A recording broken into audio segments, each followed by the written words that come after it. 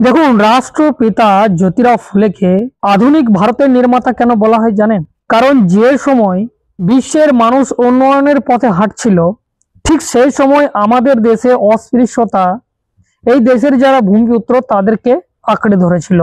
এর পেছনে যে ষড়যন্ত্র কাজ করছিল সেটা এখানের মনুবাদী ব্যবস্থা, যারা এক জাতিকে শ্রেষ্ঠ বলে সমস্ত এই দেশের ভূমিপুত্রদের বলেছিল এরা অচ্যুত, এরা গ্রহণযোগ্য নয়, আর নারীরা হচ্ছে নরকের দ্বার, এদেরকে শিক্ষা দীক্ষা থেকে দূরে রাখতে হবে। তাদের বলার অধিকার ছিল না, চলার অধিকার ছিল না, বাক স্বাধীনতার অধিকার ছিল না, কাপড় পরার অধিকার ছিল না। আর এটা দীর্ঘদিন ধরে চলে আসছিল। আর যে 1818 কথা বলা হচ্ছে আজকের তারিখ পর্যন্ত, আজকে যে পরিস্থিতি দেখছেন, এই পরিস্থিতি এরকম হয়নি। আজকে যে আমি আপনাদের সামনে বলছি, আমাকে বলা হয় অস্পৃশ্য শ্রেণী থেকে আমি বিলং করি, এবং আজকে শিক্ষিত হয়ে দুটি কথা বলছি। এর অবদান কিন্তু রাষ্ট্রপিতা জ্যোতিরাও ফুলে, ডক্টর বাবা সাহেব আম্বেদকর এবং এইরকম তামাম মহাপুরুষ রয়েছে তাদের।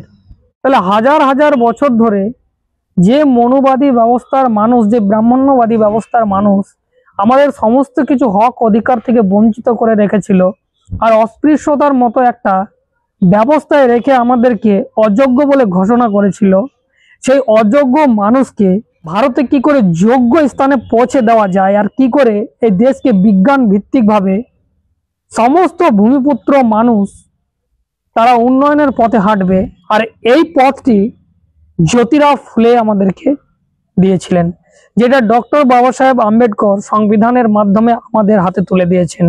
যার কারণে জ্যোতিরাও ফুলেকে আধুনিক ভারতের নির্মাতা এবং রাষ্ট্রপিতা জ্যোতিরাও ফুলে বলা হয়।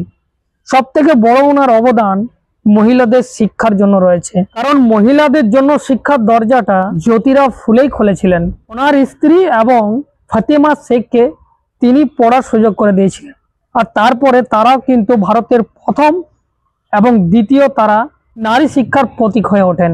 এবং জ্যোতিরাও ফুলে বলেওছিলেন যে একজন পুরুষ যদি শিক্ষিত হয় তাহলে শুধুমাত্র একটা মানুষ পরিবর্তন হয়, কিন্তু যদি একটা স্ত্রী শিক্ষিত হয় তাহলে পুরো সমাজ পরিবর্তন হয়ে যায়।